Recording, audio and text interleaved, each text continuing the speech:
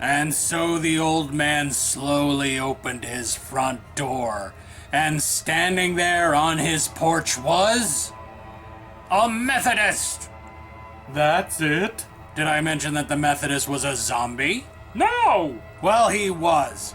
Nothing scarier than an undead Methodist. Now let me tell you the terrifying story of the undead Episcopalian. Let me guess. An old man opens his front door to find an undead Episcopalian on his porch? Did I tell you that one already? All of your spook stories have been about an undead member of a Christian denomination at some old man's front door.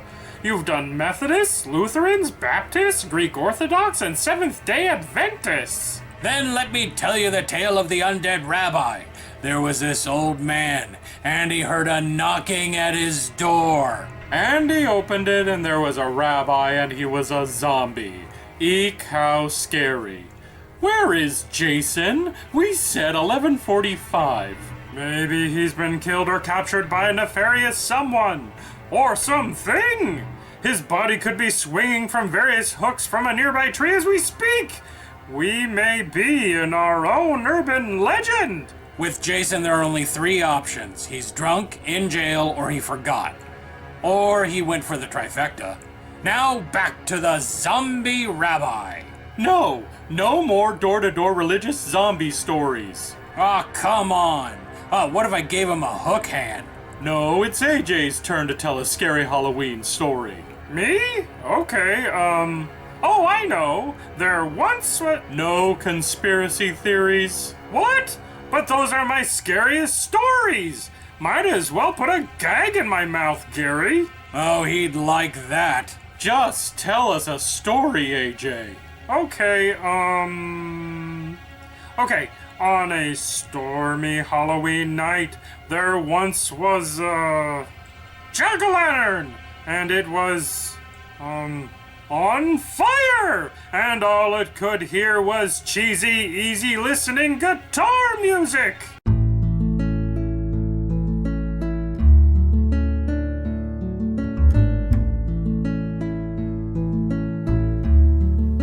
Hello, my fellow Opinion Villagers. Today is Friday, October 31st, 2014, and it's Beggar's Night, Books for Treats Day, Day of the 7 Billion, Frankenstein Day, Girl Scout Founders Day, Halloween, International Bandana Day, National Breadsticks Day, National Caramel Apple Day, National Knock Knock Jokes Day, National Magic Day, National UNICEF Day, and Samhain. Famous dead people celebrating their birthdays today are explorer/exploiter Christopher Columbus, comedic genius John Candy, singing cowgirl Dale Evans, poet John Keats, art dude Johannes Vermeer, and actor Michael Landon. And now on to the questions. First up, King Sauron asks, intimate question for the Libertarian Pirate.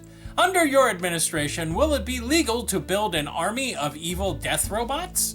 Why, of course you can, lad. All is permitted when libertarianism be the way of things. Though I would be calling me death robots personal freedom lethal enforcement automatons.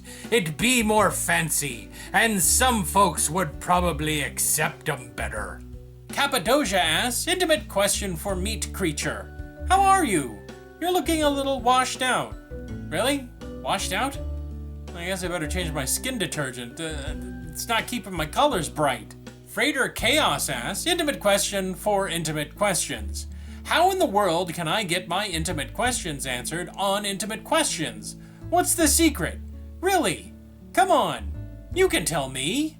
Oh, all right. I mean, it is Halloween, and I guess I'm chock full of the holiday spirit. So I may as well tell you how I've been picking the intimate questions as of late.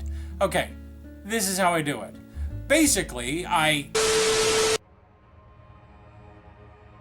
So then I told her I thought that it was long, but that I really didn't have anything to compare it to. You mean you've never seen another man's, you know? No. Not even like a brother or your dad's? Don't Don't be disgusting. I come from a decent family who remain clothed at all times, even when showering. The point is, I always thought that I had some length, but apparently 3 inches is considered a microphallus. Why is that camera light on? Intimate question for AJ. Have you ever considered that all of the conspiracies you know are true is actually a giant conspiracy to direct you away from the real problems? You sound like Trombone Clifford. He's one of those way out there conspiracy theorists who says that all other conspiracies out there are to distract us from the one true conspiracy. That one true conspiracy that he believes in? That the woman at Arby's keep putting pickles on his sandwiches even though he has telepathically told her not to. And you know something? He could be right. Eric Smith asks, intimate question for his meekness. Have you lost weight? You're looking good, unless you've been sick, or you're dying or something. In that case, get better soon. I'm going to answer this question because other people have been posting questions in regards to my weight, and I've been kind of just shying people on, but this also goes out to Jason Young, who inquired about my health, and also to Paul Marshall, who is concerned that I've lost a great deal of weight in a short period of time. This is just to answer that question, and I'm going to answer it by first showing you this. This is a picture of me at the end of January, and I weighed 345 pounds. My blood pressure was so high that I was put on medication and put on a watch by my doctor, and my blood glucose maxed out at 426. This is me now. And I've lost about 130 pounds since February. I went on a very restrictive diet under the watchful guidance of my doctor and my nutritionalist. I've cut out all carbohydrates and all sugars, and mostly a high nutrition, high protein, very, very low carb diet, a lot of exercise, and a lot of hard work. I just didn't really feel like bringing it up on the show. And now that people are starting to notice how much weight I've lost and are a little concerned for me, I thought I'd put people's concerns at ease. I'm in the best health that I've ever been in. I'm off of all of my medications. I was on a medication for my diabetes. I was on a medication for cholesterol, and I was on a medication for high blood pressure. I'm not taking any of those at this point. I am now at less than 20% body fat, which means that there are going to be changes in my diet to help me maintain this weight and also to help me build up my muscle mass, because right now my body is kind of like a saggy, baggy elephant kind of deal. But as far as my blood pressure has been fantastic for quite a few months now. My blood sugar level this morning was at 86. That's a little high. It's usually been running around 80. And my cholesterol level, my doctor says, is great for someone who is much younger and much healthier than me. So thanks for everyone who has shown concern, but I'm really excellent right now. This is probably the best health that I've been in a long time. And I know that seeing someone and suddenly realizing that you're seeing someone who looks very, very skinny can be shocking. And a lot of that had to do with the last couple of months, where little changes in weight show up drastically on a person. But I'm okay. Seriously. Thank you. And now it's time for No Reference, where I answer questions without referencing the question at all whatsoever. It's kind of like Steve Shive's lightning round, except it's actually short. Sorry, Steve. Veronical Bacon, sexy lingerie. I'm wearing some right now. Persephone66, of course, but the problem isn't arming the clowns, it's getting them to stop shooting. Joe Swampson, Milton Berle, funny, is comfortable in women's clothing and hung like a donkey. Me the me's. I have, and the results came back negative, as in, he didn't have a brain. I did!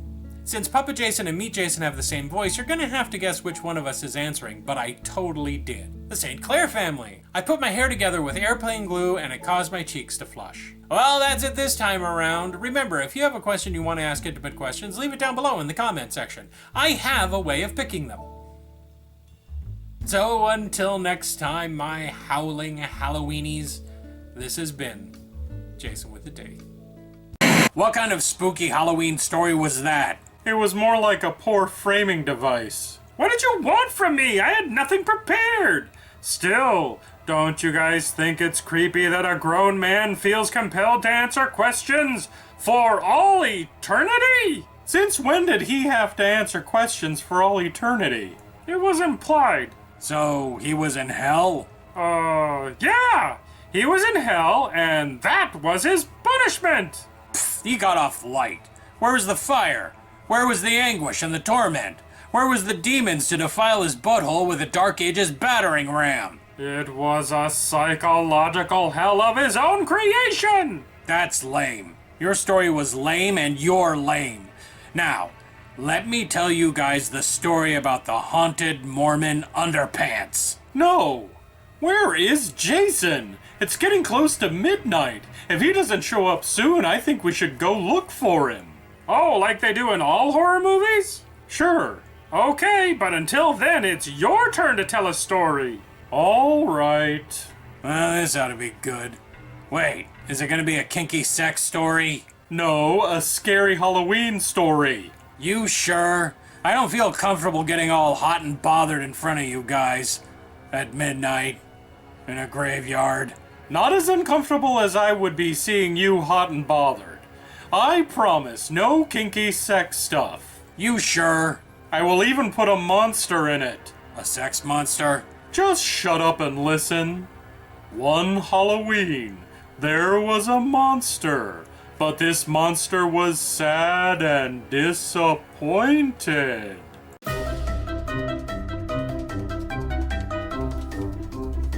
Hey everybody, it's me, Oswald. Hope you're having a super fun Halloween. Oswald? Oh yeah, we're gonna shout your name out.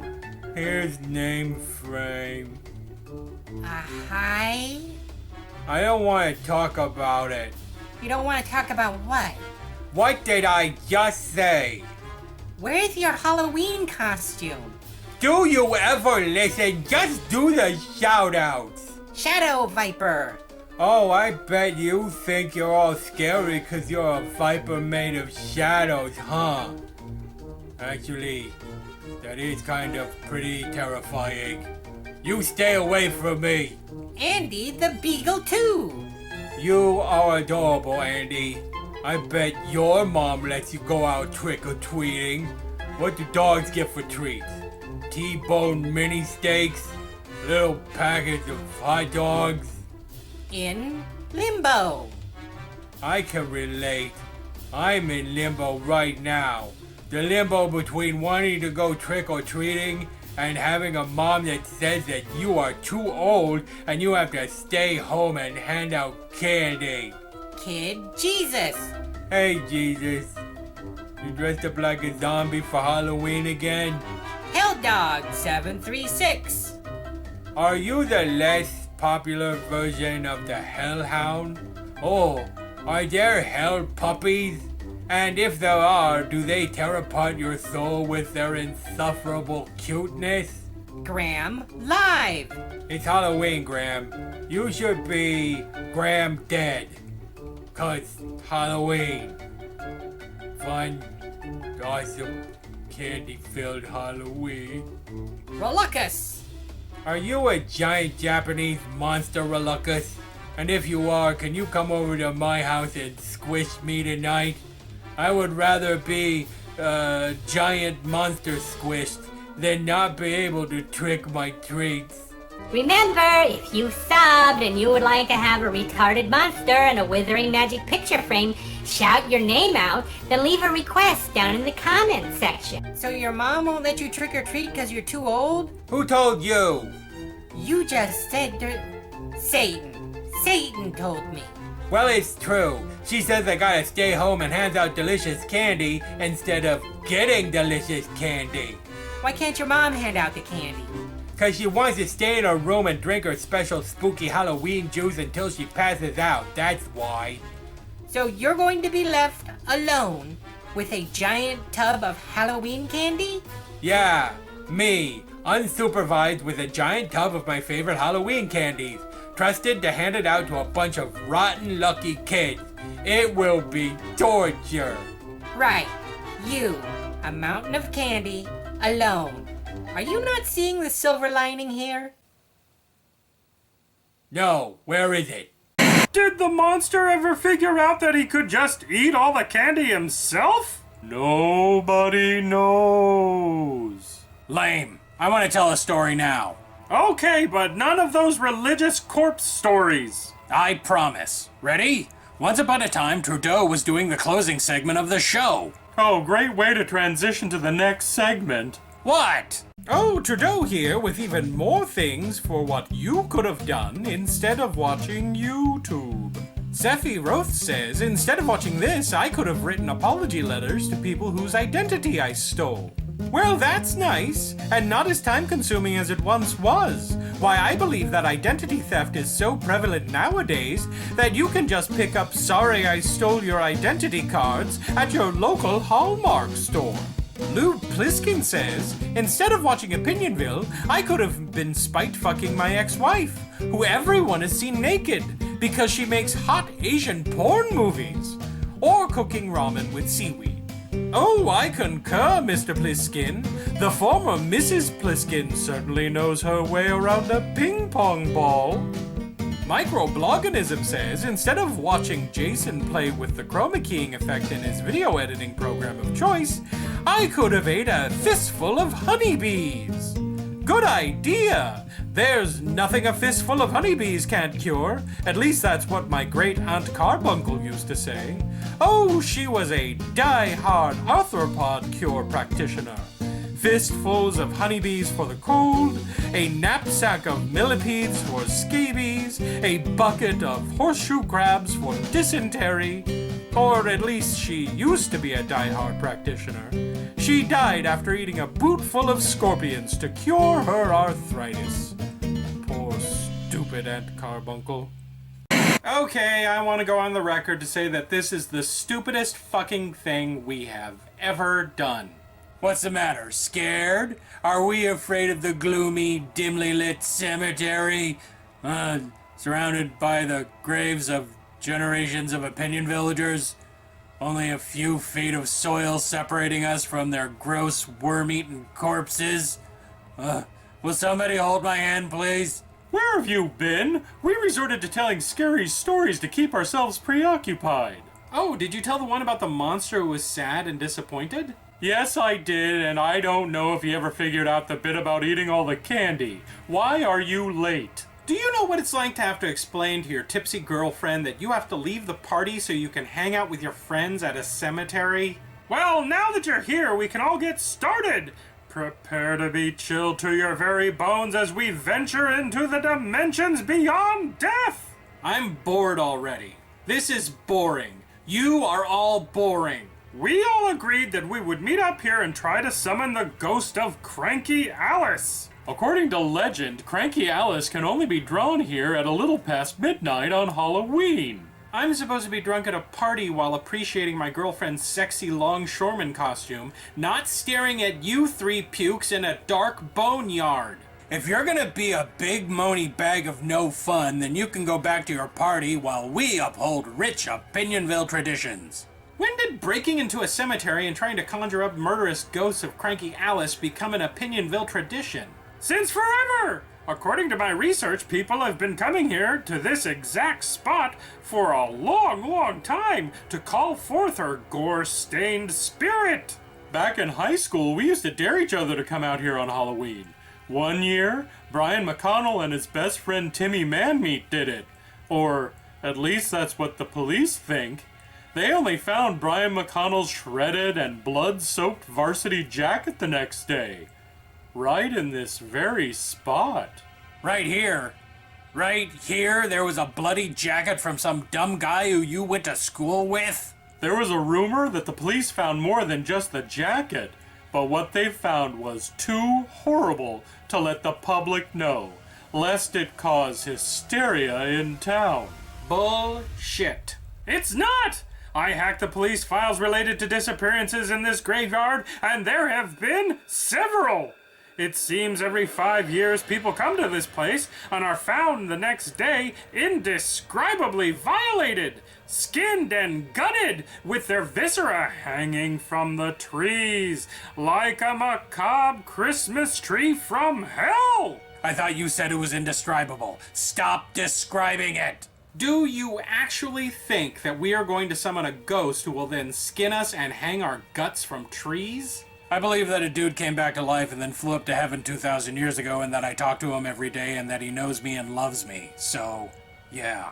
Well, it gets worse! Cranky Alice was a real person! No, she wasn't. Everyone knows that Cranky Alice is just this town's retarded version of Bloody Mary. She is the urbanist of legends. According to the Opinion-Ville library, Cranky Alice was called Alice Beauregard de Dempo. She was a town arborist. What's that? Is it dirty? Sounds dirty. Does it involve BJs? Her job had something to do with trees. Yes! She was in charge of the care and upkeep of all the municipal trees in town. Then one day the townspeople wanted to build a new church, but they had no lumber, so they chopped down her precious trees to build it.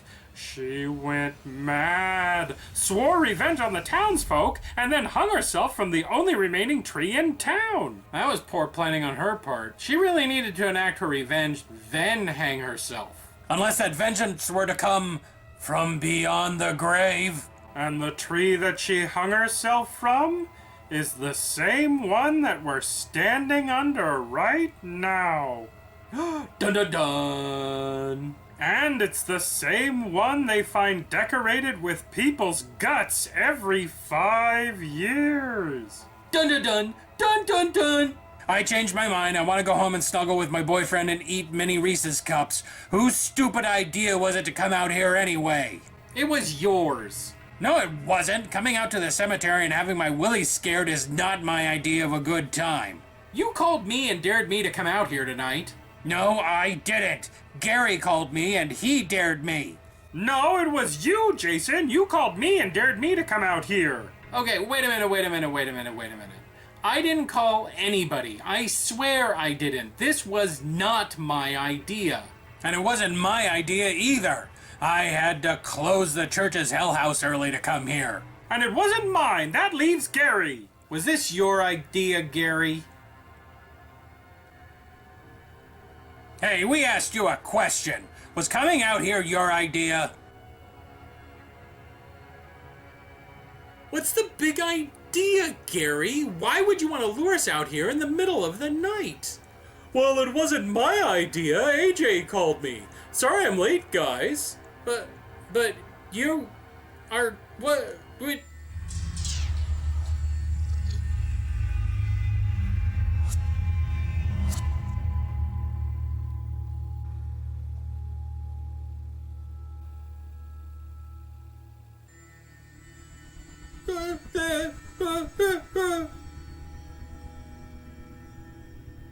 Cranky Alice, I presume?